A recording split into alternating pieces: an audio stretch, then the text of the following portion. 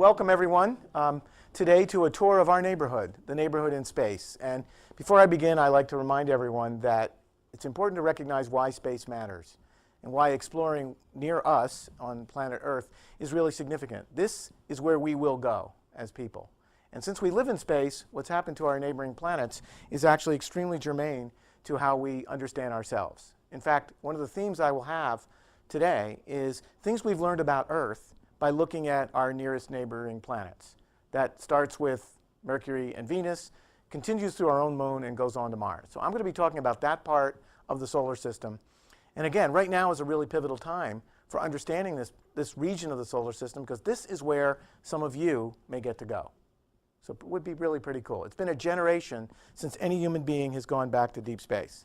So we're going to talk about Mercury, the moon, Venus, the Earth, and Mars. These are the worlds that formed in the same neck of the woods as our planet. Now, a lot of people forget that the planets were all born in a rather tumultuous event about 4.7 billion years ago. A lot of energy, condensing matter, probably a lot of dark energy and dark matter that we don't understand yet.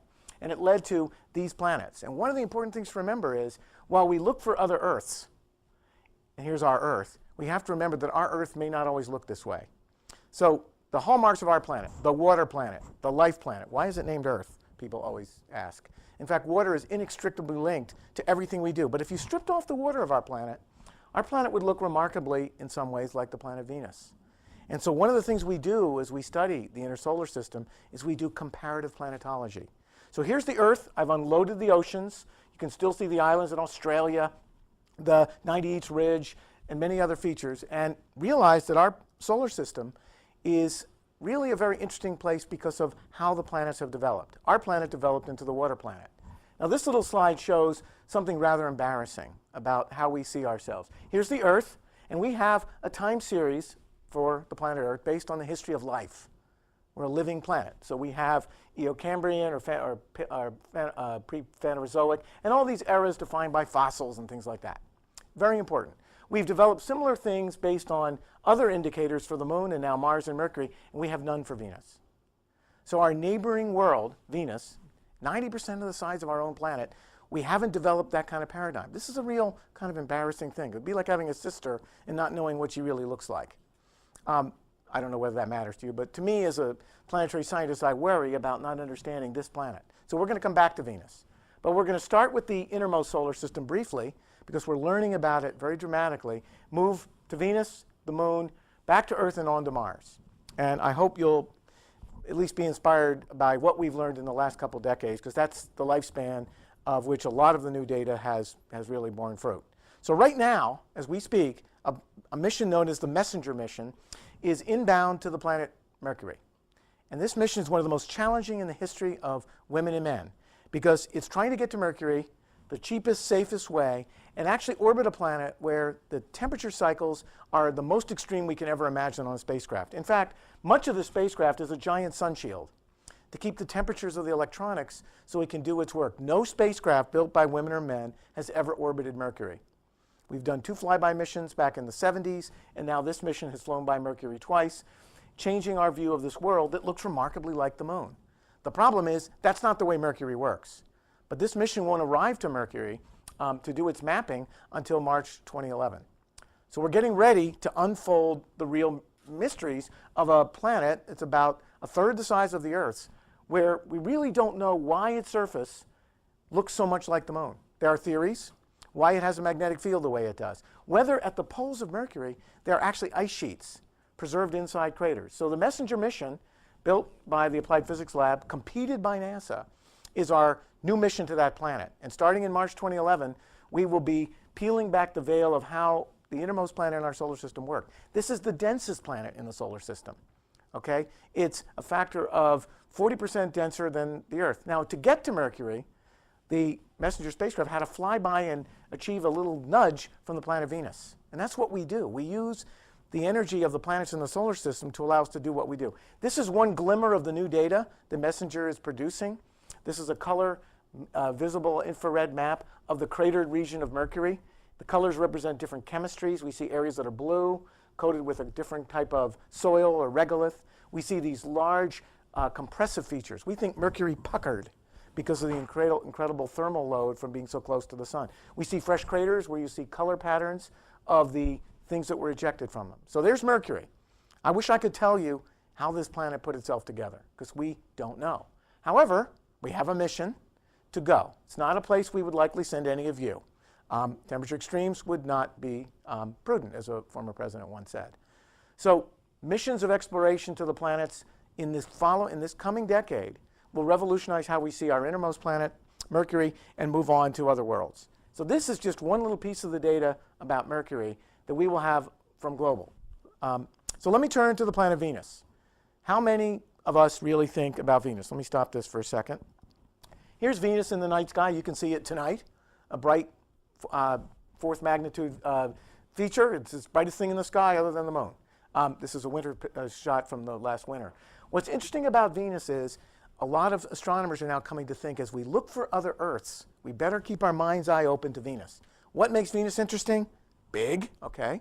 Some of us might think that rocky planets can only get as big as those we have. They get too big, they break apart. They don't have enough internal strength. Secondly, it has a huge atmosphere. If you were standing on the surface of Venus, and I do not recommend that, very hot, if you were, the density of the atmosphere would be slightly, about 10 times less dense than water, and it's a gas. So it's actually a supercritical fluid made of carbon dioxide. So imagine how that kind of planet works. It's more like the gases coming out of the uncapped oil wells down deep in the ocean than anything we can imagine being here on planet Earth. So Venus, the morning star, sometimes the night star, I might add, is really an enigma. Giant atmosphere through our eyes, that's what all we see. A fuzzball. Cloud decks, we know those clouds now are partly comprised of sulfuric acid droplets and other nasty caustic chemistry. There have been more than a dozen missions by the nation formerly known as the Soviet Union to explore Venus. The United States has sent 2 missions to Venus, specifically one in the late 70s and one called Magellan. But this is the view you'd see of the super rotating outer atmosphere. Now, in the early 90s, the United States mapped 98% of Venus with a mission known as Magellan using something called synthetic aperture radar. These globe views show the planet seen by radar at about the scale of, the MODIS instrument on our Earth observing system, Terra. And here's a map, and I'll stop this, of one region of Venus, one hemisphere, and the big features you see here are each the size of the United States. They're huge. This is a giant mountain system with rift valleys and other features, and basically what you see here is color-coded topography with radar backscatter. The problem is the scale you're seeing is weather satellite scale. As planetary scientists, as people, we're used to the scale that we feel and touch and walk as geophysicists and others. So the scales we have for Venus aren't enough to tell us what made that. Are all these blue areas places that are low because at one point they were oceans? Wouldn't that be cool? Today, the present conditions for Venus would not support the existence of liquid water. The average surface temperature, 450 degrees centigrade. Average surface pressure, about 100 bars, okay, 10 megapascals. This is not the kind of place you'd like to go. Not the place we're thinking about for human exploration. However, in the story of Venus is a story that we need to be aware of for our own planet. And this is very important. So there's the visible Venus. Big atmosphere. The actual outer atmosphere super rotates. In a period of 2 days, the whole atmosphere goes around, sort of like our Earth's atmosphere.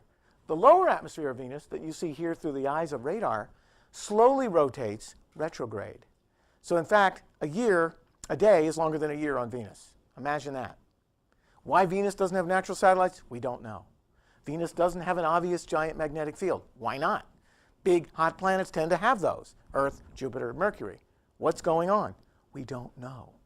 What made Venus' climate system today hellishly hot, caustic, not friendly to life, possibly superoxidizing? What made it that way? Was it born that way? Very unlikely. It's hard for a planet to be born that way for many reasons. So what made it go into a runaway situation? Again, we don't know. The last mission to Venus was by the United States, which made these beautiful maps, was in 1991 to 1994. So I show you all this stuff about Venus because it's really, really an important end member for how big rocky planets work. And some scientists at one point thought that all these mountain areas on Venus were like the mountain ridges of the ocean floor. And Venus is ripping itself apart and exuding energy through these chasmata, these canyons or chasms, the way the mid-ocean ridges do on Earth. Now, Maybe some of you have thought about mid-ocean ridges. I think it's important to say that our planet regulates its internal heat balance by a system of 45,000 kilometers of mid-ocean ridges, which come on land in Iceland, a little bit in Africa, and we see the hotspot traces of them in Hawaii and other places. If we did not have that system, our planet would be a lot hotter. The crust would have to conduct more of the energy of this big hot interior. That's not good. Would not be as good a place to live.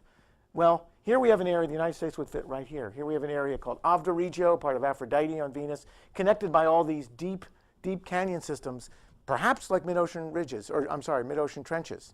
But again, we don't know, because the scales we see are inadequate to resolve that. There are measurements of the Venus atmosphere measuring the isotopes of hydrogen that suggest Venus once had global oceans that would have filled all these low blue areas, oceans of water. That's a possibility. If it did, Venus may have been a habitable planet. In fact, early in the history of our sun, some scientists think the sun was less luminous, a little less hot. It sort of flares for a while, cools down, and then it, well, eventually dies. That Venus would have been right in the habitable zone. Imagine that. Two big rocky planets with oceans in the habitable zone. One went one way, the other went the other. So as we look at the Venus atmosphere and the Earth atmosphere, we're reminded that there's a lot of the story at scales that we people need to get our grips on. So this is an artist rendering, because we don't have any data, of what the hilly ridge plains of Venus, these areas we call tessera, might look like. There's even new data suggests Venus may be erupting today, like the volcanoes on Earth, like the ones at Eyjafjallajökull in Iceland or other places. This is a possibility. Again, without robotic remote sensing, understanding what these weird landscapes, here's a giant impact crater on Venus, this is the spiderweb terrain. Understanding all this stuff is hard. I mean, if I showed you those maps and pictures made by landers that look like this, you can recognize the Russian writing on those landers, you'd wonder. In fact, the longest surface operation on the planet Venus in the history of humans that made this image was for roughly 2 hours. So imagine having to do all your work, whatever you're doing, in 2 hours. It's kind of like a sprint. Here you see the lander view from the Soviet missions in 1982, CCCP, USSR, lens cap, of course it fell off, good thing, and the view from the other one. So this is our complete data set. You've just seen it in 10 seconds of the surface imaging of the planet Venus. In contrast, for Mars, we have a terabit of images from the rovers and other things. So let me stop for a minute and just put it in perspective. Biggest other planet in our solar system that's rocky, Venus. Jupiter's a gas giant, of course, Saturn, and others. We know less than we did in perspective about Venus than we did about the Earth probably in the 1940s. So in the space age of the last 51 years, we haven't filled in the textbooks on Venus. Who knows what it might tell us about how our own climate system works. So here's Earth, large climate system recorded in the atmosphere. This is from a shuttle flight, and you can see our moon. Now, one of the things interesting about the Earth is we have a very large natural satellite. Now, a generation ago, when I was younger than you guys, we actually sent multiple human voyages to the moon. And you might say, why did we do that? It was brash, brave, bold. We went to the moon because, in fact, it was better for us to develop the systems for people to go fly to the moon in command service modules with capsules than robotically. We actually, those days, did not have the robotic capabilities to do what we do today. You guys have grown up in a generation of robotic IT infrastructure. When we went to the moon and saw landscapes like this from the field of view you'd see flying over, we went with human eyes the first time in December 1968. So the Apollo program took us to the moon. And you might say, well, you know, what did that do for me? Well, aside from Tang and Teflon, what it did do for the United States was develop not only precision navigation, which we use now, been mapped into GPS, but it also developed the first large-scale integrated circuits, which we needed to go to the moon. Here you see Buzz Aldrin coming off the lander on the first visit to the moon on Apollo 11. We, of course, erected aluminum guy wire flags. It was a big engineering challenge to do that, by the way. We developed the highest land speed cars on another surface, the lunar roving vehicles. And we went to the moon and brought back a legacy of a history of another world in 890 pounds of rocks. We actually set amazing speed records with these things they drove. We left our name tags on there. There's John Young's Apollo 16 mission. This is the legacy of human exploration. In the first decade of NASA, we not only built weather satellites, started missions to explore the outer solar system, but we sent people to another planet. Now, how many of you realize the last time any women or men ever left the protective magnetosheath of our planet was 1972 on these missions? Now, let me stop here. This is a famous picture. In November of 1969, the second of the Apollo surface missions, Apollo 12, Commander Alan Bean went and sampled the lens of a robot we had sent to the moon 3 years before. You might say, okay, sounds pretty cool. He actually landed about 180 meters from, with his lander craft, the LEM as it was called, 180 meters from that, across a distance in space of 400,000 kilometers. Now, do a little math, pretty good navigation to go that far in deep space and land that far. We were then in a missile race. Apply that to the missile race of the late 60s. I think you can all do the math. This was one of the greatest technology feats in the history of the 20th century. Precision navigation on another planet across the abyss of deep space. We actually discovered that the lens of that vehicle had been contaminated with a type of bacteria that survived 3 years in deep space, no air, water, deep space radiation, solar flares, came back, put it in a petri dish, cultured it, grew. So life is tenacious. And we worry about that as we explore planets where we're asking, are they alive? What if we bring ourselves to those planets and then we discover that we're there? Okay, that's a great result. So as we think about astrobiology, where life works, even on the moon, an absolutely airless world throughout its history, we brought life there, not only us in Commander Bean, but in others. So this was a major thing. This is my favorite picture of the moon. This is 6 kilometers looking back at the spacecraft that carried Apollo 17 to the moon across the hills of Taurus Littrow. That was the walk-back distance. If all had gone bad, the guys had to walk back that far to get home. Of course, we drove around, we sampled rocks, we did a lot of geology. I'm a geologist. This is really significant to me. One thing we learned about the moon, it's old. The first rocks told us, famous picture, that when we look at the moon, we're looking at a surface that's frozen in time. It's a fossil planet. Everything you see, including the seismic network we stood up, is recording a history of something like 3.7, 3.8 billion years. How many rocks have any of you seen that are that old? None. The first billion years of Earth history has been wiped. So the attic of the Earth is recorded in the story on the moon. And that told us a lot about ourselves. Here's a famous picture as we left the moon for the last time, coming home to the Earth. So that's the last time people have gone into deep space. That's a bold thing. Now, this is what it looked like landing. Of course, you've all heard the story of what Neil Armstrong had to do to free fly his vehicle. I love to show the drive. The land speed record here was about 16 kilometers an hour. Just for scale, the Mars exploration rovers move about a 50th of that in their speed. So these guys were trucking. They actually had to build new hubcaps a couple times because they went a little fast. But again, it was really a great way to explore. In their trips, and you see how rocky and bumpy it was going along the moon, they actually covered on one mission in Apollo 17, 27 kilometers. Now, stop here for a minute. 27 kilometers in one 7-hour extravehicular activity event. Have we gone 27 kilometers on Mars with the Mars exploration rovers yet? No. And we've been driving for 5.5 years. So, one day, 27 kilometers. Out, back, collect the rocks, come back. We people like to explore fast, particularly in tough places. This is the now, why me generation. That's important. When you move things to the robotic time space, you can freeze time. You can move more slowly. And so one of the things we do in exploring planets and the deep sea floor is we change the time scale. So if it takes a week for a rover to go 100 yards, well, too bad. We'll wait. The robot is doing the job.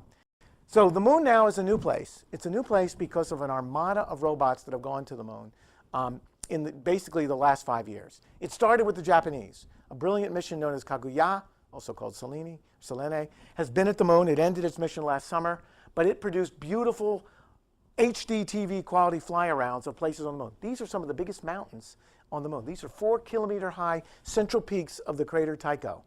The crater Tycho, we think, was formed about 95 million years ago when dinosaurs roamed the Earth.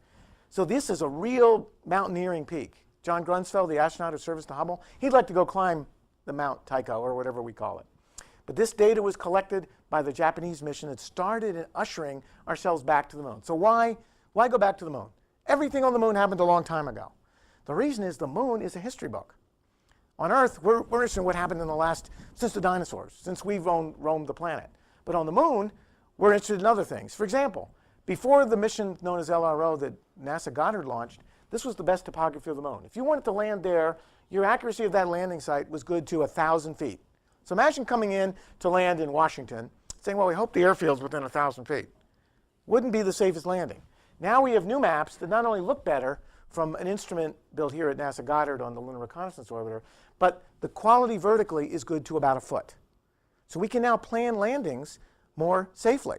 We can go to the interesting places and land. So one of the things we're doing now with NASA's return to the moon with robots is mapping the planet at the scale that you guys can choose to use if you want to go back to that planet. We didn't do that with Apollo. We went with elegant engineering and brute force to the safest places we can get to. Turns out the moon's also interesting for another reason, probably something you've seen on Jeopardy. There are places on the moon, you see their names floating around here, that actually are permanently shadowed from sunlight. That means they are the darkest, coldest places, inside some of these craters at the South Pole named for famous explorers, that we ever understood. In fact, inside those shadowed areas, it's colder than the planet Pluto, or I should say, the dwarf object formerly known as a planet, Pluto. So here's the moon. Inside those cold places, you could actually entrap frozen stuff like water, hence ice, and the ices that are trapped could record a couple of billion years of the collisions of the moon with comets. Now, do we care about comets? Yes, because some colleagues, scientists believe, that comets help seed our oceans with some of the chemical building blocks that led to life. So here's the telescopic view of the moon. We now see the moon in 3D at the scale where you could drive a car across it and plant landing strips. We've gone from the era of looking at the moon through telescopes to being there in person. Our Lunar Reconnaissance Orbiter is there now, about 45 kilometers above the surface, mapping the moon at scales where there's that crater Tycho, where you could plan a landing site on the peak of a mountain if you wanted to go there. One of the revolutions about the moon we learned from the Apollo missions that we can now show you in depth from these new maps is the fact that it has all these craters, these circular depressions, is actually important. Now, why should you care about craters? I happen to study them. I'm sorry, it's a boring thing, but my wife said someone has to do it, so I'm doing it. This here is the topographic expression of a 1 trillion megaton explosion that shocked the moon 4.2 billion years ago that formed what's called the South Pole Lake and Basin. The impact collision there was so intense, it probably excavated the lunar mantle through the crust, brought up stuff that we would never get to. We want to sample this basin. We didn't even know it existed until these measurements.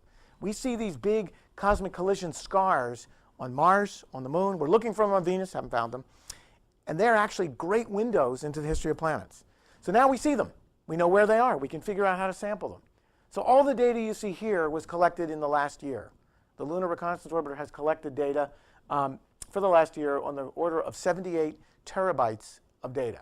That's more data for any object in the history of solar system exploration in one mission in 1 year. It does pay to have your own ground receiving station, if you wanted to know that. So one of the things we're really interested in is if you were to go back to the moon with people, where would you go? This is what the sun would do in the sky, rotating around one of the sites right here on the rim of the Shackleton crater, where some engineers think we could set up stations for people to live and have sunlight basically all but 60 hours every year. And this shows the shadowed areas which have not seen sunlight in 2 billion years. So we look at these places and wonder. Now, the other thing we've done, which is kind of history in the making, is we've actually taken photographs of the places where we've been on the moon. And these photographs are basically about 3-foot resolution. You can see the blast spot. These are where they actually walked on the moon. You can see the trails. Now, remember, this all happened in 1969. So in the 41 years since all this happened, nothing's changed. This is a planet where things work slowly. You can see the stations, all the features. There's the weird crater. This is the traverse they made on Apollo 14, the longest walk made by people. The Apollo seismic network.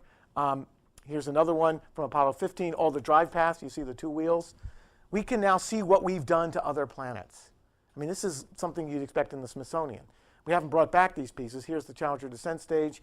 That's what brought us to the moon and then blasted us off. There's our flag, a little shadow. So now we look. We found the collisions of the first Russian probes on the moon. We could, if you were there, we could probably see you waving, but we're not there, so couldn't do that. We've, of course, counted a lot of rocks. I won't bore you with those and move on, but I just want to point out that we've done a lot at the moon, and it's kind of a cool place.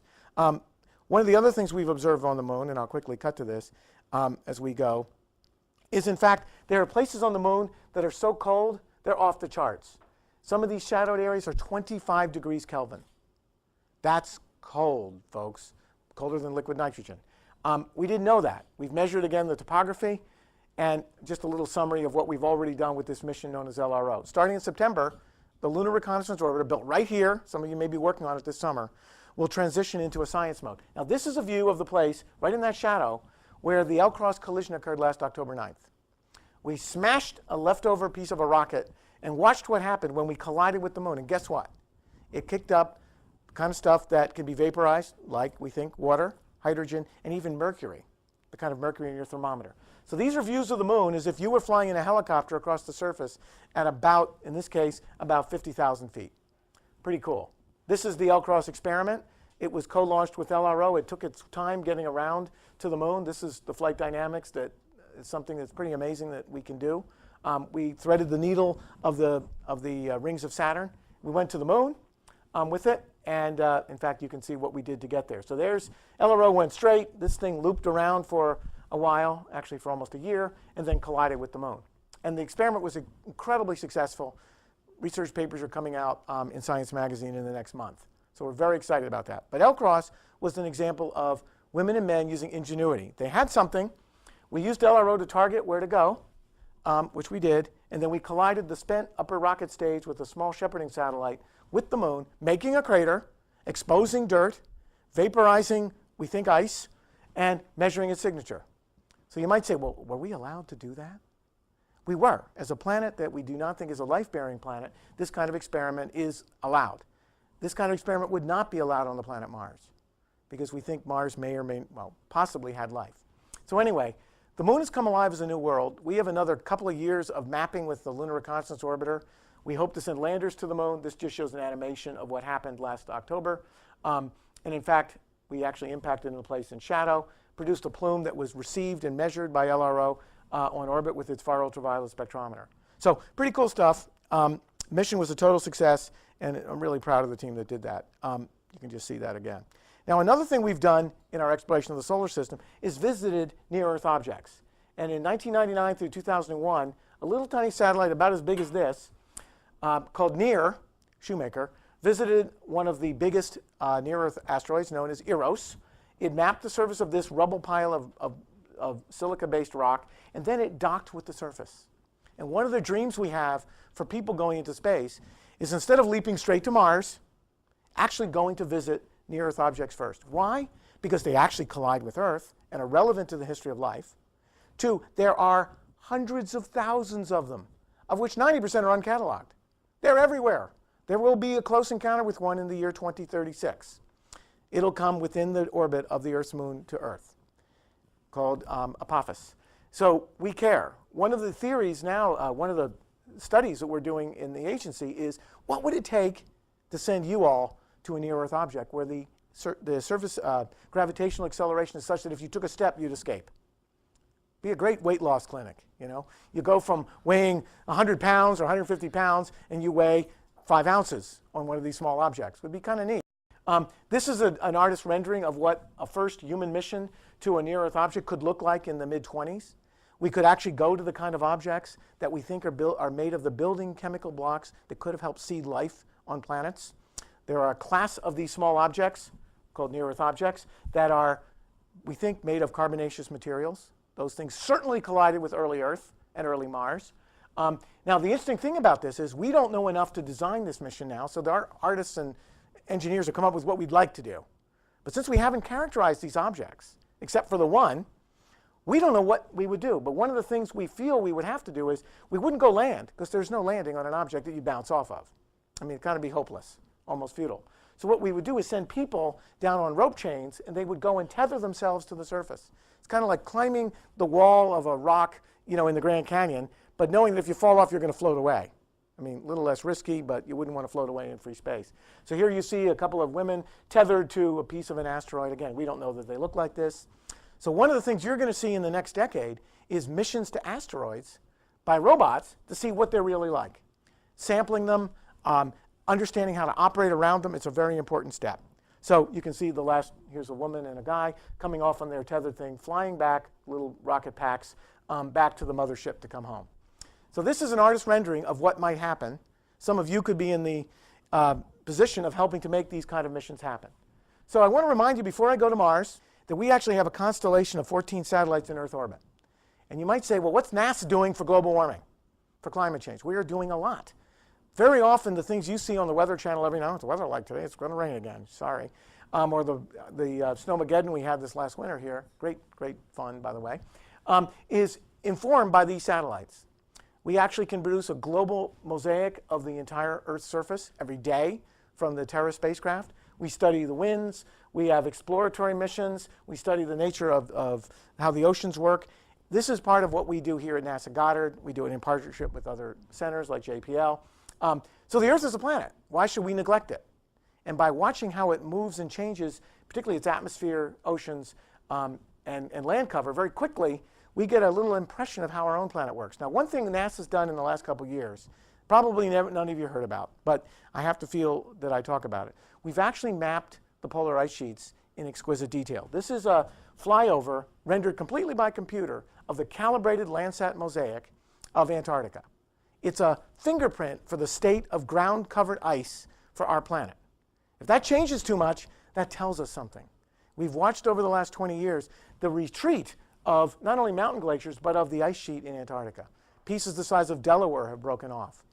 This is a concern of ours, because the runaway rate of these changes may be normal, but we haven't experienced them as humans who are aware of it ever in our history. In the Middle Ages, I think people probably weren't aware of anything. But now they are. We are a living planet. We talk, we breathe. And when you see recessions of the ground lines of ice that are so rapid, we get worried. The other thing we're able to do is take stock of the biological health of our planet in 2D. This map of the ocean color and related quantities allows us to see the state of health of biomass growing in the ocean. And these big dark purple and blue zones are areas where there are less living things.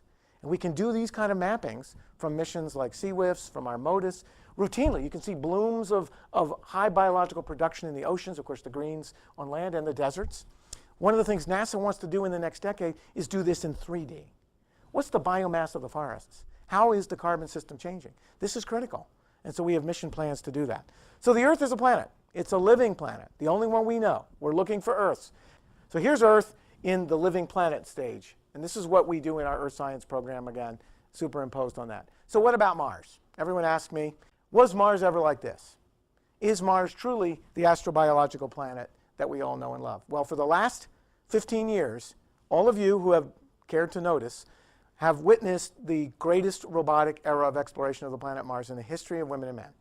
We are at a time of every time we go, it's a new revolution in how we see the planet. This flying around I'm showing you now was something I dreamt about when I first came to NASA now 25 years ago.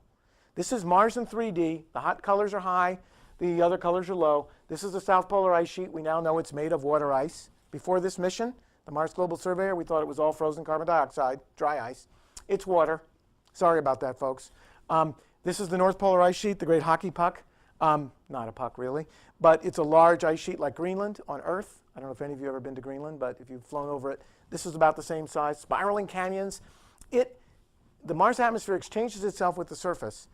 25% of the atmosphere freezes out and then sublimes into the atmosphere every single year on the planet Mars. The mass balance of the polar ice sheets, predominantly made of water ice, are a critical barometer of climate history on Mars. We think Mars has gone through monumental climate sweeps, partly because its rotational axis, the angle axis of obliquity, as some of you may know, actually doesn't wobble a couple degrees like Earth's, which causes huge climate changes over scales of 10,000 to 100,000 years. On Mars, it wobbles by 20 to 30 degrees. So imagine if the Earth's axis, went like, well, we would have a different climate state. Trust me. Physics does not lie. People try to legislate it, can't change it. So Mars has gone through wild climate change. And we now know that by measuring things about the planet, both in 3D and in the atmosphere. So we did this mapping here at Goddard with our partners at JPL as part of the Mars Global Surveyor mission. We now know any place we want on Mars, good to about a foot or two. That allowed us to send missions to Mars that before this mapping, and before we got to look at the biggest volcano in the solar system in 3D would not have been possible. I'd like to show this picture for a minute. This is Olympus Mons. It is 6 million cubic kilometers of rock. It has around it a large cliff line, an escarpment, that is 3 to 4 kilometers high. When we first saw that in photographs in 1972, people said, oh, geez, I didn't realize that would happen. Wonder why? And they did a few calculations. They realized big giant volcanoes are too heavy to hold themselves up, and they collapse. So people decided, well, why don't we see that on Earth? I wonder why. Let's go look. We looked all around the big volcanoes of Hawaii. They all have big flank collapses like that, only they're underwater. Never saw them. What happens if a whole side of a volcano, like all this part, collapses? On Earth, it moves stuff. If it's underwater, what's it going to move? Water. What's the water going to do? It's going to turn into gigantic tsunamis. Gigantic tsunamis that could actually affect the coastlines of the Pacific in the United States, in the east from other places. So we discovered by looking at Mars how some aspects of our own planet work by just observing them. So this is one of the discoveries where planets informed our own history. On Mars, we have a system of giant volcanoes. We also have Mars seen now here, where we've taken topography and imaging from one of our satellites, Odyssey, and put it together. We do have little mini tornadoes on Mars all the time. And what we also have on Mars, which is so staggering, aside from impact craters, is the solar system's largest canyon system. You might say, well, how did little old Mars, 38% the size of the Earth, okay, not big enough to have worked the way the Earth did, produce a canyon system here that makes our own Grand Canyon dwarf in comparison? How did it do that? Why does Mars work so different? Here's Los Angeles for scale. You can see 7.2 kilometers. Our Grand Canyon, I'll show you in a minute, would fit in one of these little spare canyons. And if any of you have been down in the canyon on a mule, I think you'll know, that was a joke. The mules are a little bit nasty at times, but they are fun, actually. So this is a canyon system that goes 3,000 kilometers across the midriff of Mars.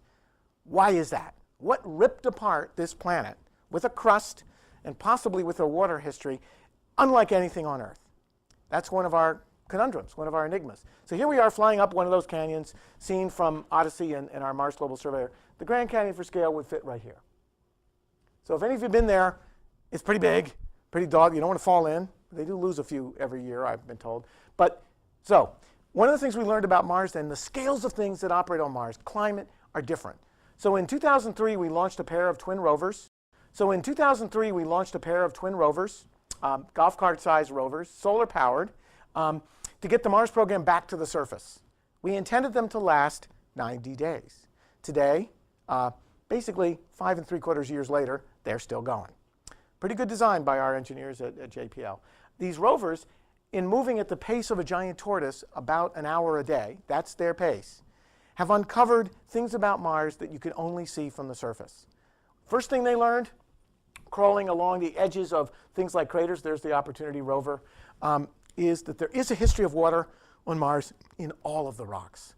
While it looks as dry as a bone, actually, if you look closer, this is the Victoria crater that we spent a year at, as seen as we started the drive around and went into the crater.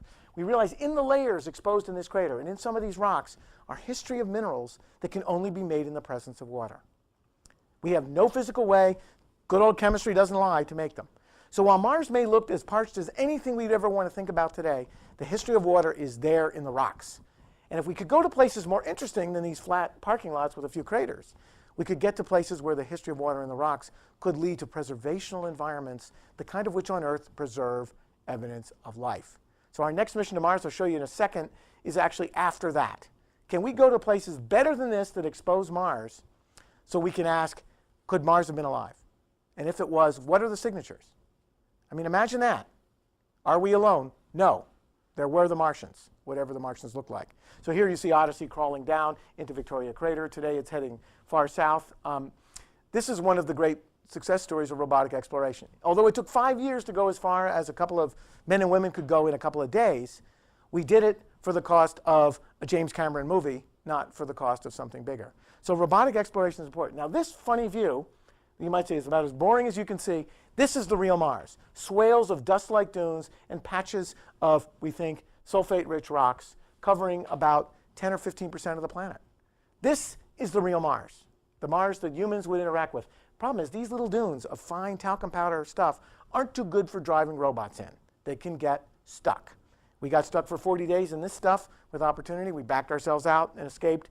But we have to build better mobility systems so we don't get stuck on the real Mars. Now, this funny picture is one of my favorites. I thought I'd share with you for a minute. After driving around Mars in one place for a while, Spirit dug around its wheels. They're about this big, about a year ago, and discovered lots of basically silica in the soil. The white stuff is basically pure silica, leached out of rocks by the action of water.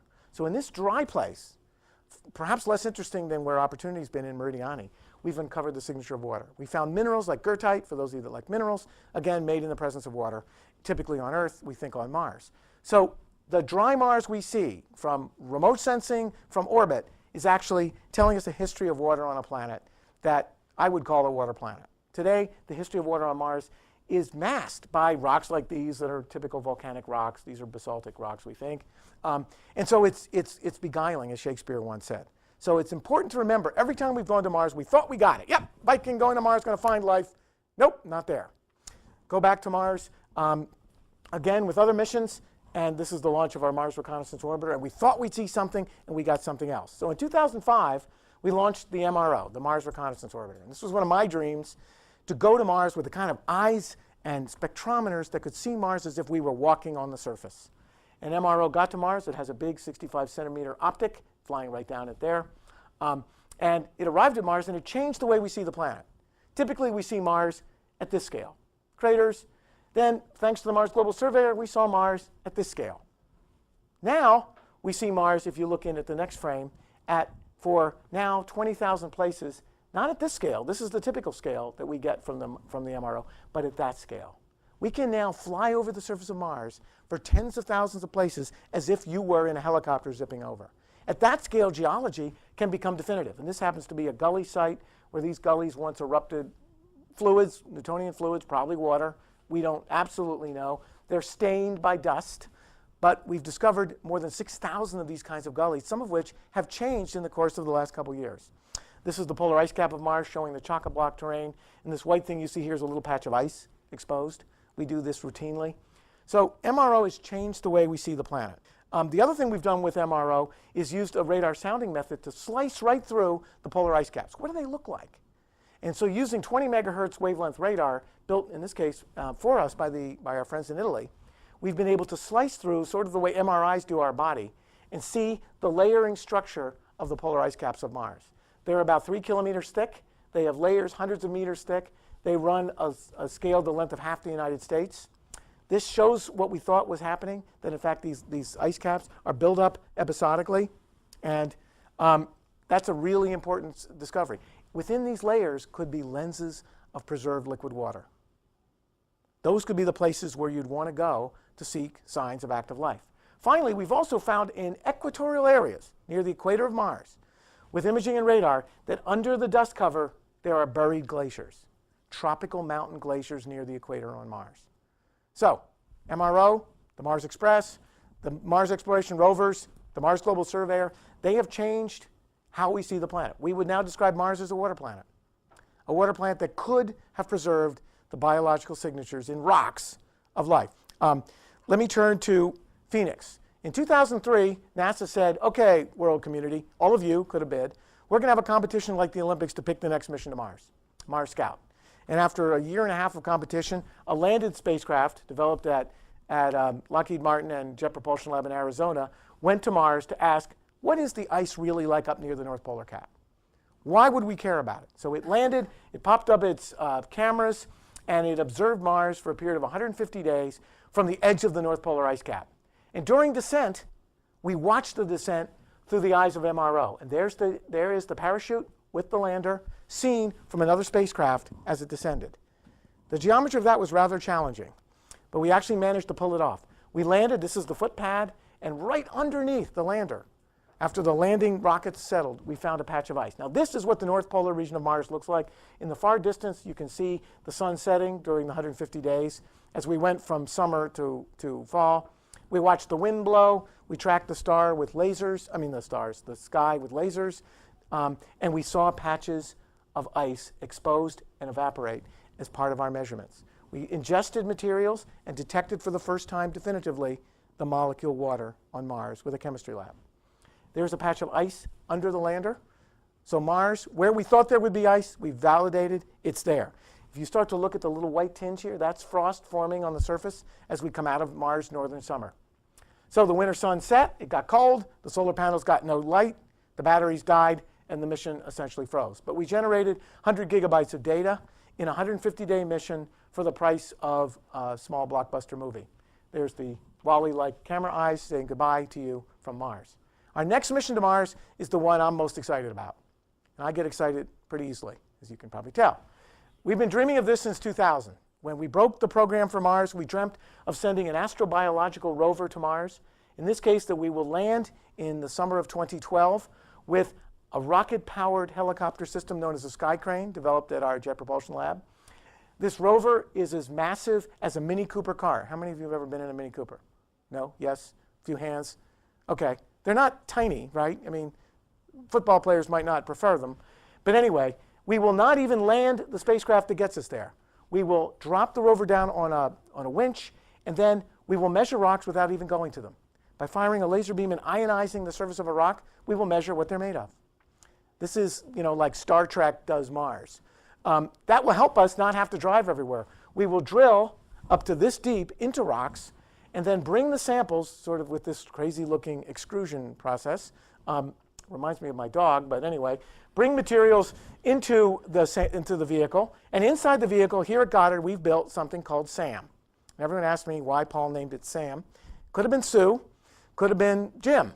But SAM is the Surface Analysis of Mars package that will allow us to measure chemically whether there are the biological building blocks of life. We can actually measure the carbon, hydrogen, oxygen, nitrogen, phosphorus, and sulfur in soils and in the air at levels that are better than those we could measure in labs when I was in graduate school. And now we have a robot lab we've developed right here that does all this stuff you see flying by. This is the X-ray diffraction part of it that tells how rocks are put together. This vehicle will launch next November. It weighs about 700 kilograms, 1,400 pounds. We will land it with the most powerful system, and the imaging system at the top, I'll just point to it up there, is inspired by James Cameron's 3D vision that he used to film Avatar. Actually, Cameron's on the team. So we will be able to do wide, stereoscopic pan zooms, looking over our shoulder, and all that kind of stuff. Now, we can't get the data back the way he would when he filmed Avatar in New Zealand, because Mars is, unfortunately, rather far away. But we will get pieces, and he will make Mars the movie in 3D as part of his job to bring Mars to you. And the other reason for that imaging system is by having that wide field of view, we can better plan where we want to go. MER is like looking like this and hoping once a day to get a picture back we plan. This will look at the room the way we see it, and we can dial in 10x. So I could look back and see what the camera guy back there is doing, make sure he's not making fun of me, it's okay, and check it out. We can do that with this vehicle. So MSL is our first mission to search for the building blocks of life. Sometime in the next 10 or 15 years, the next part of the legacy of getting to Mars will happen. Before we send you to Mars, most engineers and scientists believe we have to go to Mars and bring back a piece of Mars to Earth, intentionally, the right piece, safely. That it will be the most complicated robotic mission ever done by women and men. Seriously, it's tougher than Hubble. And this is what it might look like. The Mars Sample Return mission is a favored mission in the planning for what we do to planets with robots for the next 15 years.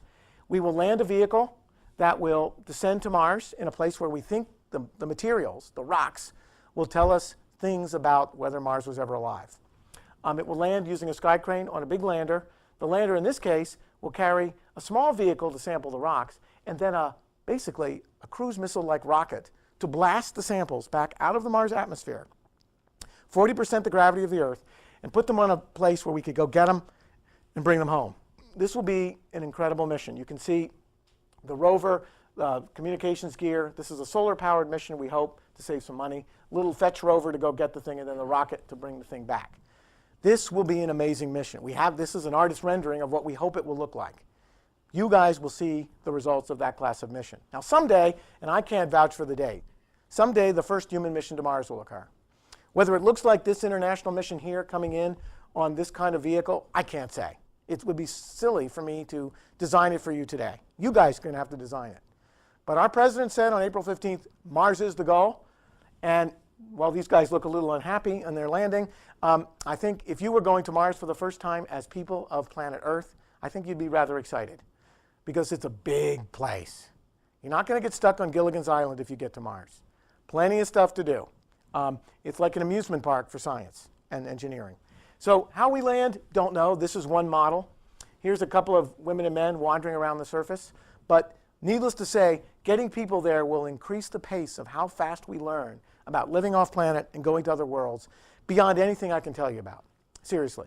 But I thought I'd finish in my last 2 minutes, if you will give me one more second, to show you what it might be like if you or I were to go to Mars. So Mars is Rising. This was a program on Discovery Channel and other channels as well. So we decided to go and try to bring Mars on Earth to you. So I filmed this with some colleagues. This is the newest land on Earth, the island of Earth-siz off the coast of Iceland, formed in the 60s from volcanic eruptions from 200 meters deep water to make new land. Here's what it looks like coming in. We actually had a cameraman hanging out the window of the helicopter, not the safest thing. Here's gullies that formed in the rocks that formed from that stuff. The seaweed, of course, we wouldn't expect on Mars. These are gullies, just like we see on Mars. This is what they would look like. So imagine trying to traverse those yourself in a spacesuit where you don't want to fall down, wouldn't be good. You don't have a lot of time, you got to do a lot of work. And this is what it would look like to go up through a cross-section of the kind of gullies we might find on Mars. Every one of these layers, where you see bomb sags and all kinds of volcanic stuff, could contain chemical tracers, as you see even here. There's me, showing the sign with my Mars pen, showing the signs of life. Yeah, I know you're laughing. It was actually a warm day. This is what we hope to find. This little zone, this steam vent with this green smudgy stuff, is the kind of place that some astrobiologists think life could have sprung forth on Earth. We could have had hot vents, and the crusty things here are actually colonies of cyanobacteria growing in a place that did not exist 45 years ago. So Earth-siz is the kind of place where we get in one little area a microcosm. In other places in Iceland, which are amazingly accessible as a place to think about Mars on Earth, you can wander right up to a place where the geothermal energy that makes new crust under the ocean in 40,000 kilometers of mid-ocean ridges comes on land. So we wandered right up to these places that would be roped off with chains and guns and other places, walked right up to them to sample the materials. This would be our dream for Mars. These hot springs we find in places like Iceland, Hawaii, deep in the seafloor, here blowing steam and gases, are the kind of place where some scientists believe life could get its cradle. It's warm, it's wet, it's full of energy, it's full of nutrients. There you see a little microvolcano. That's my finger going over it. All of these are interesting minerals involving sulfur and iron, the bubbling mud pots. Again, we think we see mineral expression of these kind of things like that on Mars today from orbit. So if that happened from orbit, and we can see it, then what's it like when you go up close? Well, we don't know. We haven't been. They're harder to get to. But MSL has the tools, and there I am sampling a big colony of cyanobacteria, my name on my hammer.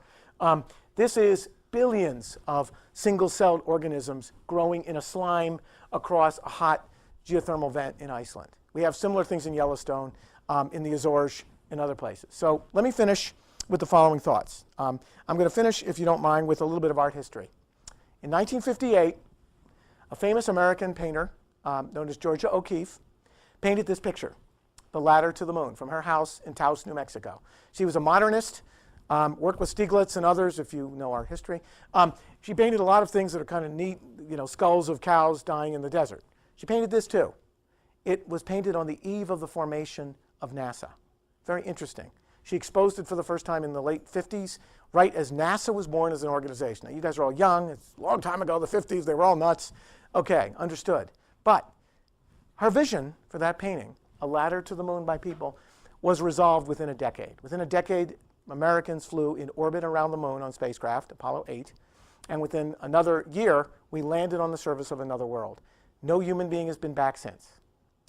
So she left a legacy in art. And the question to you all to think about, as many of you embrace your careers and your interests over the next 30 or 40 years, where do you want to go? Where do you want your generation to take the people of planet Earth? Lots of places to go. The legacy in space is an interesting thing. We live in space. Our planet is pummeled by cosmic collisions, by the effect of the sun, by how our planet was even potentially seeded with the building blocks of life. We don't know the answers. But there will be a new ladder by some new artist and group of engineers and scientists like you that will take us somewhere. There's the moon, seen at half phase from New Mexico in 1958, a long time ago. What will be next? Our president on April 15th said, That's your goal. It's a hard goal. It's a worthy goal. The first nation or group of nations that get there will have boldly changed the way technology is done. And I don't know how you'll go.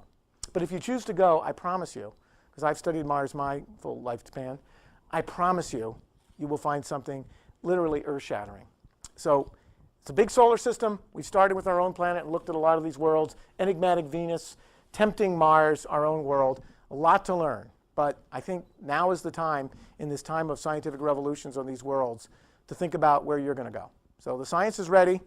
I hope you're ready. Thanks very much.